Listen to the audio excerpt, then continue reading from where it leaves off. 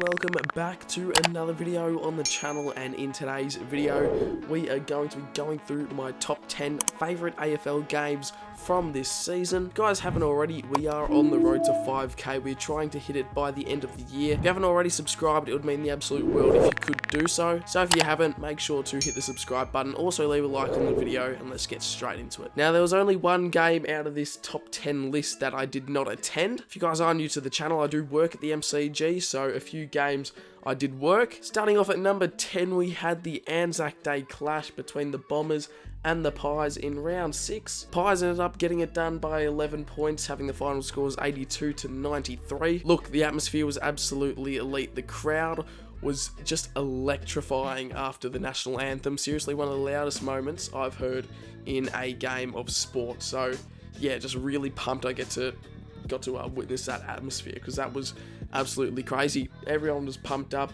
and I was working in one of the best shifts. If a few of you guys work at the G, 236 is an absolute ideal spot to work, because you are right behind the goals and you can actually see some of the game. Most of the outlets at the G, if you do work there, you can't really see the game. 236 on level 2 behind the goals, atmosphere's elite, the view's elite, and just the best place to work, I reckon, because one of the only outlets where you actually can witness the game. So yeah, very, very lucky to be able to work at the Anzac Day clash, and it's coming in at number 10. In number 9, we do have another game where I did work. It was the Melbourne v Collingwood clash in round 21, where the Pies got over the line by a 7-point margin. It was just another scraping close win for the Pies. I'm not sure how many that made it in a trot. I think it was 11 in a row. I think they made it after they beat the D's. However, I did get off work about a minute left in the final quarter, and I rushed from the outlet on level 2,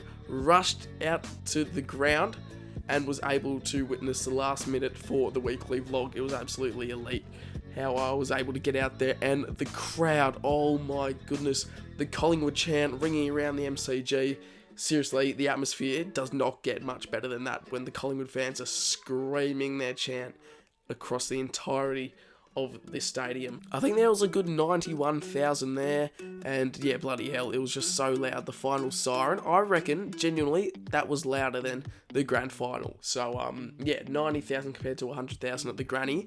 Melbourne v Collingwood coming in at number 9. Coming in at number 8, finally a game where I did actually attend to watch it. I'm a Freo fan if you guys are new but do live in Vic. It was the Dogs v the Dockers at Marvel Stadium in round 21. We defeated the Dogs by a 17-point margin. However, the display of football and the quality that we played was just absolutely superb, top-notch brand of footy. Final scores being 78 to 95. So yeah, pretty good scoring game as well.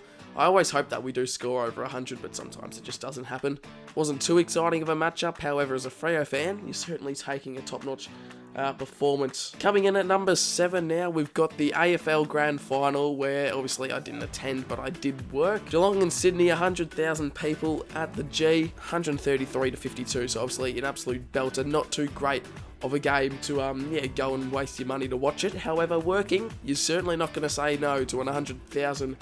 One of the biggest days in Australia. I rocked up to the G at about 9:45. My shift started at 10:30, and as soon as I got off at Jollymont, there were just a bunch of people standing outside of the G. You could just tell that today was going to be an absolutely huge atmosphere, and it was. Obviously 100,024 people did attend, a maximum attendance that the MCG can hold. Shift started at 10:30, so I got in the ground at about 10, so I could just go and wait outside the ground until my shift started, just so I could see the ground, see how it was set, see how it was prepared for grand final day, and took some absolute belter photos. Seriously, some of them best photos I've ever bloody seen. The ground is just in superb nick. Seriously, probably the best quality I've ever seen an AFL field in action. Anyway, obviously the Cats did flog it, and in the shift, you would expect to just be hard work and working your ass off all bloody day. However, I rocked up at 10:30. We were not busy until quarter time, so it was a good 4 hours. We were just chilling. We were chilling, not doing much, just cooking the chips at my own pace. Then at quarter time, bang, bang, bang. You literally couldn't stop working until probably 3/4 time, and then everyone went and watch the game. But seriously, from quarter time to three-quarter time, it was non-stop break. However, I did get a break when we weren't as busy. It was, before the game started, and saw Nathan Jones walking out of the toilet, because I do work in, well, a pretty rich area next to, like, the President's Club for the D's, and, yeah, just in a fancy carpet level 2 area next to the MCC. And also met Clayton Oliver as well as he was walking out of the toilets on the break. So, yeah, absolutely elite. Coming in at number 6, we've got the Cats and the Dockers. Round 7, 66 played 69. The Dockers, wow, what an upset. What a bloody upset away from home. Some of the hardest competition to beat the Cats at GMHBA. And we went there. I was expecting nothing good. I was like, you know what? Let's just go here for the day. I've got nothing else to do, so let's just go watch my team play in Victoria. And somehow, Victoria, we were bloody victorious. Somehow, pulled off a 3-point thriller, really. It was a bit of a back and forth game all day. It was just a low scoring, scrappy game. However, good weather, and we were able to get the 3-point win against, well, we didn't know, but against the Premiers. So, yeah, absolutely love to see it.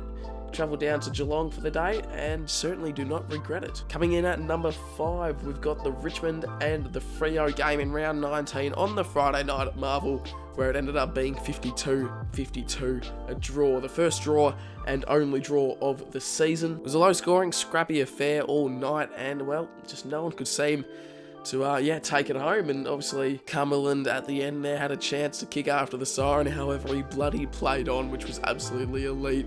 In the Freo cheer squad, bloody hell, we were going off. The crowd was electric, and just no one knew what to expect. And, well, probably the best result to happen, because both of us, well, we just both weren't too great on the night. However, stayed afterwards. Sean Darcy said he would give me his bloody boots, and then we got kicked out by security, so I never ended up getting his bloody boots. However, ripping night in the Freo Dockers cheer squad in Victoria, and yeah, well, unfortunately we couldn't get the 4 points. However, the 2 points had to do, and sort of cost us in the end for the top 4 placement. Coming in at number 4, we've got the Saints and the Dockers, round 17, where we defeated them by a whopping 41-point margin. And look, this is probably some of the best footy I've seen the boys play all year. That's why I do have it in the top 4, because just the quality and the style of footy we played on that night at Marvel, it was just top-notch. Seriously, the best footy I've probably seen us play all year. We literally couldn't get anything wrong, and it was just amazing. The Saints fans were getting so pissed off, but in the Freo cheer squad, seriously, some of the best feelings you can have when your team's just playing top-notch. You're there, you're probably not expected to do as well, but you literally can't get anything wrong, and everything just goes your way. It's an elite feeling. Moving into the top 3, in third position, we have the Freo Dockers taking on the Western Bulldogs in the first week of finals, where we came back from 42 points down. And boy, oh boy, wowee. Seriously, as a Dockers fan, what a bloody season we've had. And this just had to top it all off. This was absolutely elite. Our last win we got to witness was certainly a special one. Now, a bit of a funny story. I scheduled a stream for this. However, I was at the Geelong and Collingwood finals week 1 game, which overlapped into the Freo game. So, yeah, the Freo game started while I was on the train back to my nan's house, which is where I was streaming it. And I got home at quarter time, and I looked at the scores. I'm like, oh my god, what a horrible way to finish the year.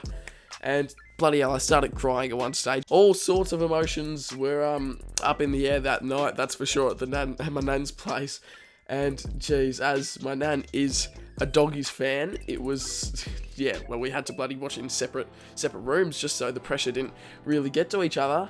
But yeah, I was screaming my bloody head off. Obviously, we got 4 consecutive goals just before half time, and that momentum just pushed us all the way to the finish line. Seriously, some of the best footy, and I just really didn't think we were capable of it. I think it was a massive home crowd for the Dockers, and what a bloody way to witness our last win of the season. Moving on to the top 2 now. In second position, we've got the Cats taking on the Pies in the first week of finals, which I just said did overlap into the Freo game. However, got this in second just because the atmosphere here was absolutely elite, and it was such a good game of footy.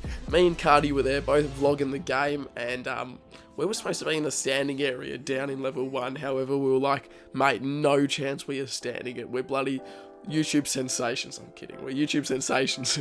We got to get a good seat up in level 3 so we can just vlog the entire match. Anyway, we found seats. We found a perfect row to bloody sit in. We got moved a couple times, just like we just kept on pushing our stuff down, acting like, oh wait, our seats are down there. Oh wait, our seats are down there.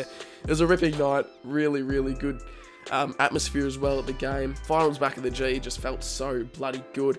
And the Cats, well, somehow pulled it off, because you'd think all the close wins that Collingwood have had, you'd think they'll scrape another close one.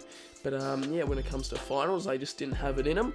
However, we met these bloody cool Collingwood blokes that sat next to us, and they were probably about 17, 18, and they were bloody loving it. We were having a good time with them, just talking about YouTube, just talking about the game, talking about footy in general.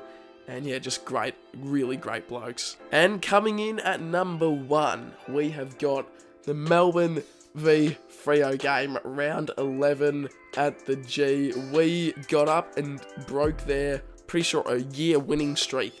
We broke the D's. It was just an absolutely insane feeling, just crazy. And we ended up getting it done so comfortably in the end as well. This is probably the best performance I've seen all year. And then probably the St Kilda one just below. Because look, who's expecting the Dockers to come out and beat the reigning premiers who haven't lost in a bloody year? No one is. But Freo, the underdogs, we had a really poor, slow first half of footy. And then, yeah, the second half, just something switched. Seriously, at halftime, I'm like, oh well, this is just a normal Freo performance. Went and had a kick of the footy with Cardi. And then third quarter, the atmosphere just switched. Everything just switched. The momentum, the atmosphere in the Dockers cheer squad was just absolutely insane. The third quarter was probably the loudest I've heard our Dockers cheer squad be all year. And in the last quarter, to bring it home, the sigh of relief when the final siren went. Oh my god, the vlog, absolutely incredible. I remember I had to make my way back home because I do live in regional Victoria, so I had to make my way back from the G to my house in regional Vic. And I remember my stepmom saying, she's like, oh, just leave early so you can get the bus back home, because you'll be getting flogged anyway. And bloody hell, I'm there just celebrating, with up by bloody 6 goals, and I'm through the roof.